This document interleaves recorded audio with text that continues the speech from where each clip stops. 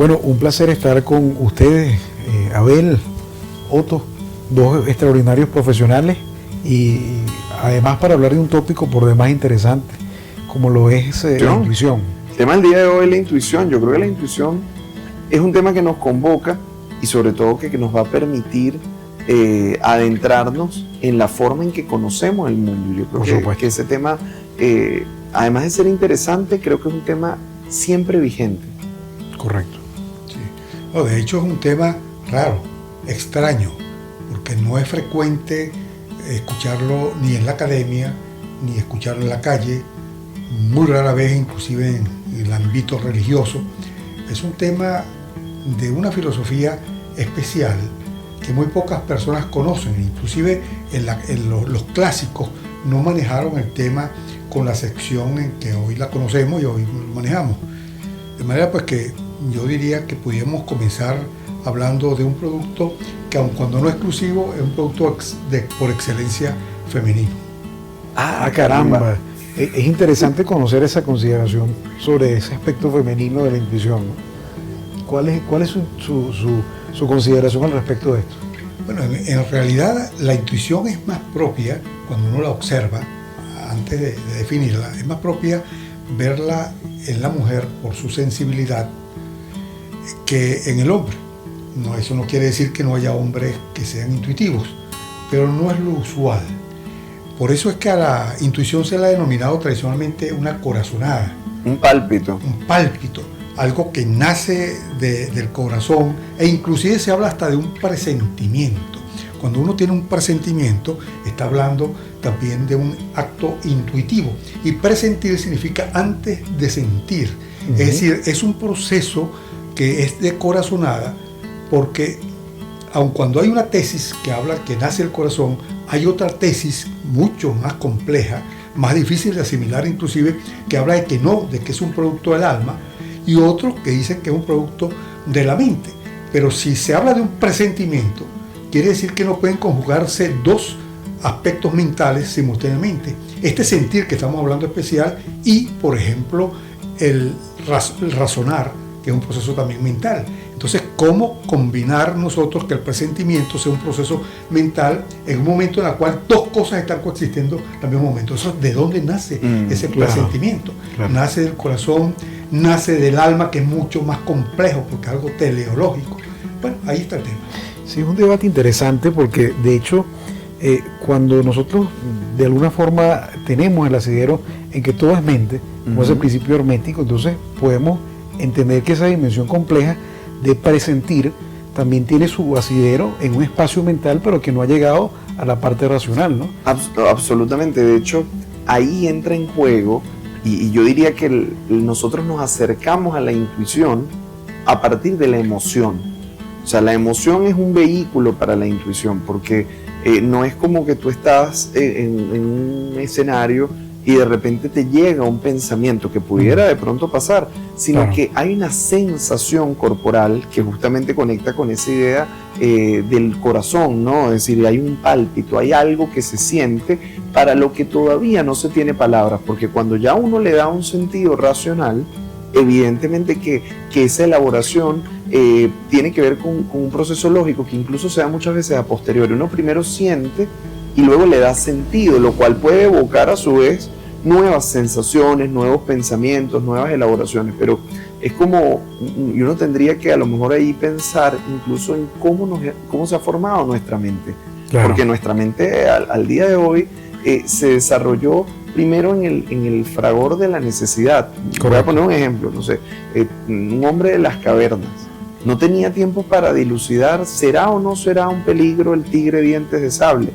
Es decir, detectaba o percibía algunos elementos de una amenaza o de otra cosa, y ante eso tenía que accionar. Entonces, ciertamente que cuando intuimos algo, y después pudiéramos pensar el origen de esa intuición, porque puede haber una parte de las emociones que está como en ese plano mental y luego un plano más trascendente, pero en cualquier caso, creo yo, que cuando nos aproximamos a este tema, sobre todo, y es lo que yo le digo a la gente, mira, cuando tú sientas algo, tú ponlo en remojo, porque de repente no tienes los elementos para decidir en base a eso, pero lo sientes por algo, porque hay una parte de tu mente, hay una parte de ti que está percibiendo cosas, solo que pueden ser cosas para las que el lenguaje todavía no tiene sentido. Entonces tú tendrías que apelar luego a esa lógica en un segundo momento. Claro, el subconsciente acá juega, yo creo que un papel fundamental, porque muchos de esos registros los tienes tú anteriormente, pero no sabes que están operando en el momento, y se activa tu parte emocional para darte esa alerta primera, ese presentimiento que, como usted bien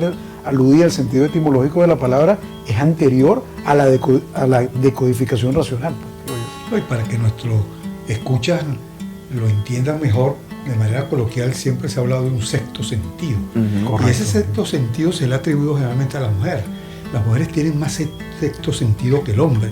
Ese sexto sentido está hablando de esa sensación emotiva, como bien decía Abel, que al ser producto de una emoción o generar una emoción, también es fugaz. No es algo que pueda permanecer en el tiempo, porque la razón lo absorbe. Correcto. Y empieza a transmutarlo y a cambiarlo, y empieza el verdadero problema. Ya deja de ser el presentimiento y pasa a ser un sentimiento y pasa a ser algo ya mucho más material.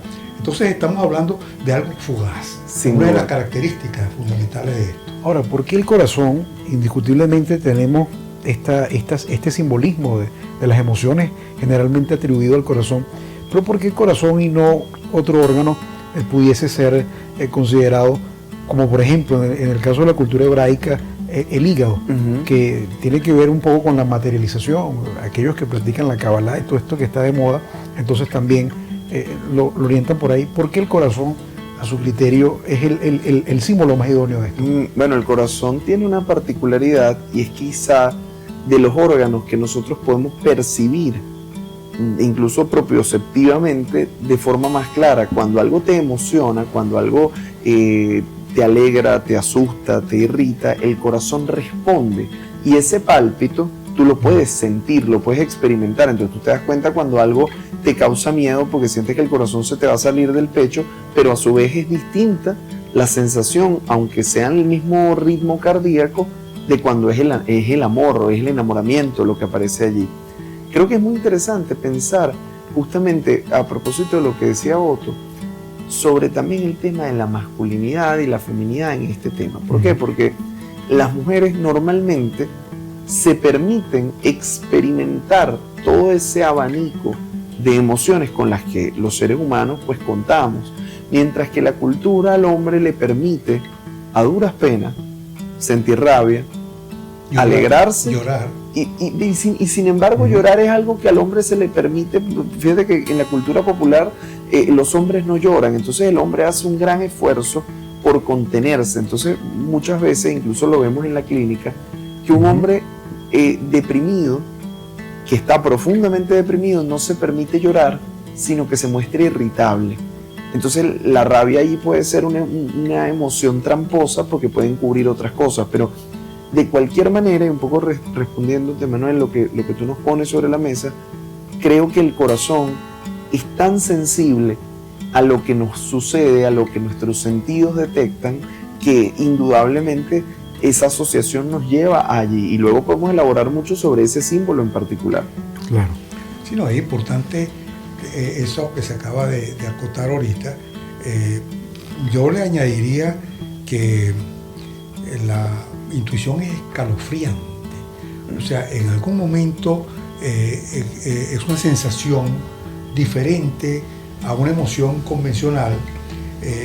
Nace de un impacto de algo que sea verdaderamente contundente, como para que no dé tiempo a que la razón entre a jugar, sino que sea ese sentimiento, ese presentimiento que se capta y se convierte después posteriormente en algún hecho.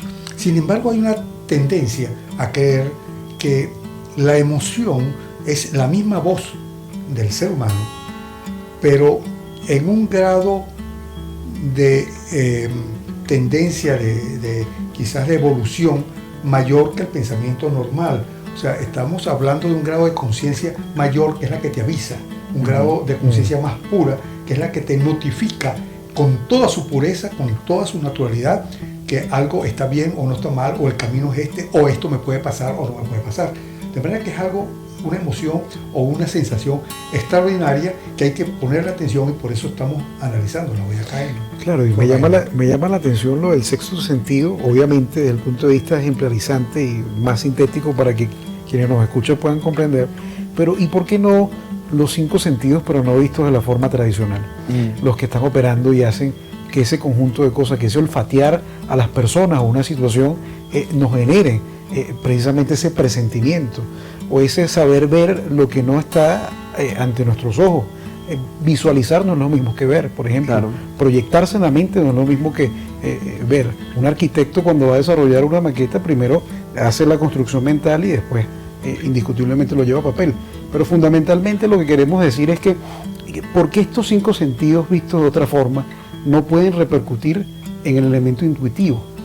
Eso de la intuición. Yo lo que vería son como dos niveles, ¿no? Y también me hizo pensar esto, lo que dice Otto, por lo siguiente. De hecho, la emoción es vamos a decirlo así, una configuración. El poder experimentar emociones es bastante primitivo. O sea, los animales experimentan emociones. Y lo vemos en la irritabilidad, pueden ponerse tristes, pueden alegrarse.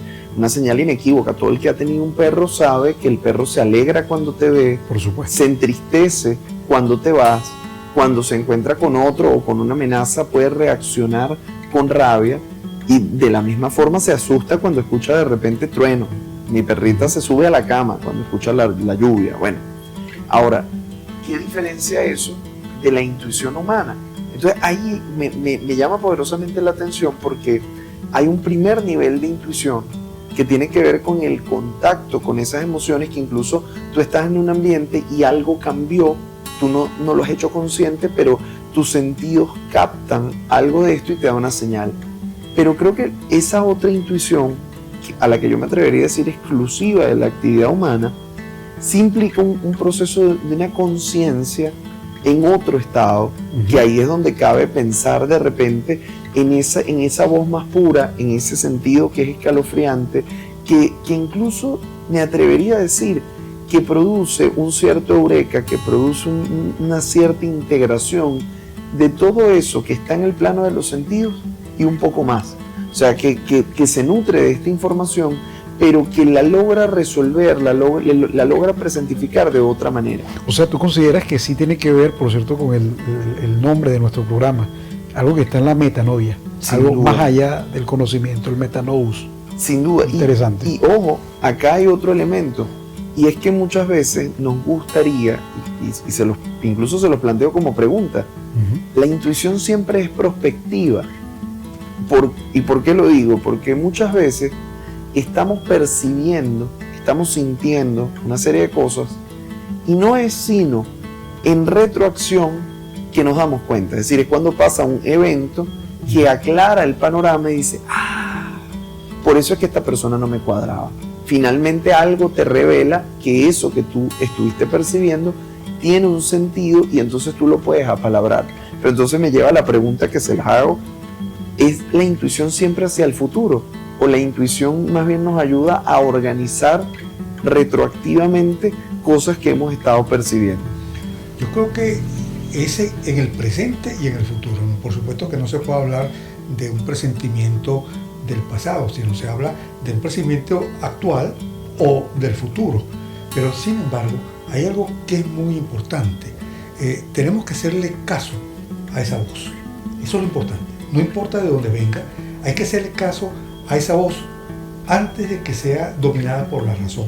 Y no es que la razón no le dé explicación a otros aspectos de la vida, sí lo da, por supuesto, pero en un momento determinado el presentimiento, aun cuando suene a algo esotérico, algo fuera del sentido científico, sin embargo es una realidad, es algo que realmente, aun cuando es un presentimiento, lo sentimos y lo palpamos, y en algún momento determinado debemos hacer caso a esa voz pura, a esa voz que viene de un estado de conciencia superior, nuestro o no, pero de un estado de conciencia superior definitivamente que no pertenece al mundo de la racionalidad y que debemos evitar que se contamine. En ese momento en que se contamina con la razón, deja de ser intuición y deja de tener efectividad. Y generalmente esas corazonadas se pegan. No quiere decir que haya también eso algo de fantasía o pueda haber algo de contaminación. Claro, sí lo hay también, no hay la menor duda. ¿Cómo diferenciarla del delirio? ¿Cómo diferenciar la intuición de lo delirante? Por supuesto, porque yo creo que la razón, si bien es cierto, contamina ese fenómeno, esa dimensión fenomenológica de lo que es la intuición, es un baremo. O sea, sí y solo si la persona racional, que no quiere decir que contamine con la razón la intuición, es la que va a poder determinar cuándo es producto de alguna desvariación, de alguna dosis de locura, o cuándo ciertamente obedece a un fenómeno que, bueno, que puede ser creíble y que es apetecible de que tú pongas en práctica hacerle caso a esa voz. Pero sin embargo, estás hablando de algo que ya pasó. Pero el tema es que esto es algo que no ha pasado todavía y que te está advirtiendo, una voz que te está advirtiendo que algo viene. Porque después cuando entras tú en el tema de la racionalización y el porqué de las cosas, ya es la razón que empieza a trabajar allí. Ya no, la intuición pasó, ya no vale ni siquiera la pena. Es algo tan fugaz, algo tan rápido, que no es producto de meditación y de reflexión.